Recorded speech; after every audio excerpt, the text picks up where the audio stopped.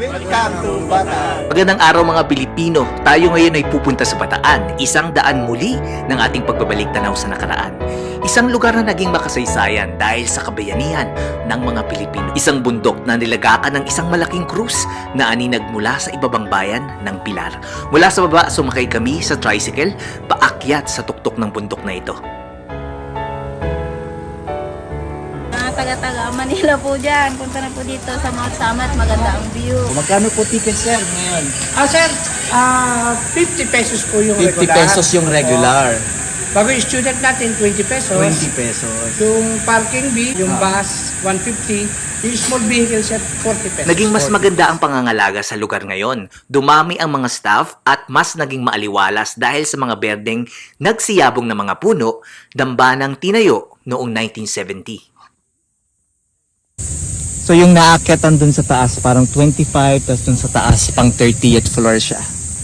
Sa gitna nito, naroon ang isang bandila at tila mosoleyong nakalagak ang mga pangalan ng mga bayaning nakidigma laban sa Hapon noon.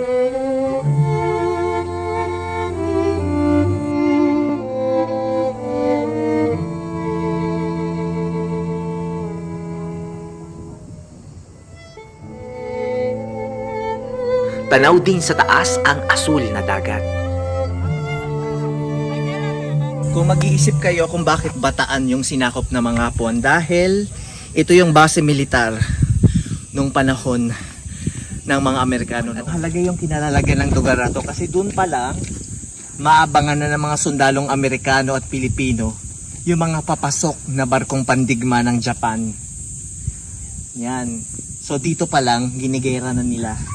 Kaya nga yung sinasabi na bumaksak na ang Bataan na inanunsyo ay pagpapasa ilalim sa buong Pilipinas ng remeheng Hapon. Nung nalaman ni Douglas MacArthur na sobrang daming pulutong na mga sundalong Hapon noon and hindi na sila nakabalik pa sa Pilipinas para tumulong sa mga naiwang Pilipino dito. So nakakalungkot na napag-iwanan yung mga Amerikano at Pilipino ng mga sundalo dito. Kaya wala silang nagawa kundi sumuko sa mga Hapon.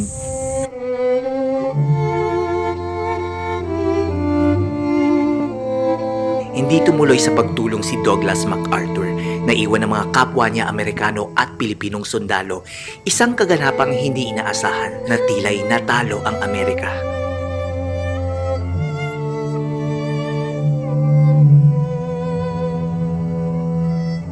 Ang bise at presidente ng Pilipinas ay dinala ng Amerika para magpatuloy ang Commonwealth. Ano yung history na sinabi sa'yo ng parents mo dito tungkol sa Bataan? Paglaban po yung Japanese at Philippine-American War. Naglakad po sila Bataan. Ayun, so alam din ng bata yung Death March. Yan, salamat. Magmula guys sa Bataan, dito sa probinsya ng Bataan, pinalakad yung mga sundalong Amerikano at Pilipino hanggang Pampanga. Ginutom yung mga kababayan nating sundalong Pilipino hanggang sa ilan doon ay mga namatay. Ilan sa mga sundalo ay bumabaksak sa gutom, sa pagod, sa sakit at babarilin kapag nagtangkang tumakas. Pinahirapan na kumitil sa 11,000 na Pilipino at Amerikanong sundalo. Tinatayang 60,000 ang kinaya at nakaligtas sa kamatayan.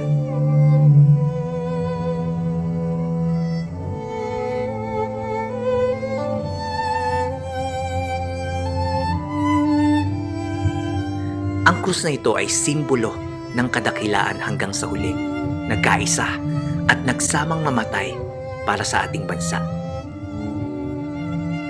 Mga alaala at bakas ng ating madilim na kasaysayan na nagbigay sa atin ng maraming aral.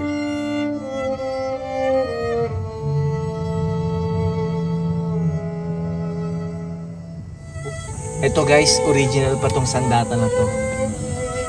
Dambana ng kagitingan, lugar para balikan ang tibay ng kanilang pinaglaban na hindi natin naranasan. Sinaayos ito ng ating pamahalaan at naging pasyalan na. Kaya yung mga ganitong gayang lugar na binigyan ng importansya ng ating pamahalaan at pinatuyuan ng dambana ng kagitingan Ang isa sa dapat nating dalawin at pahalagahan.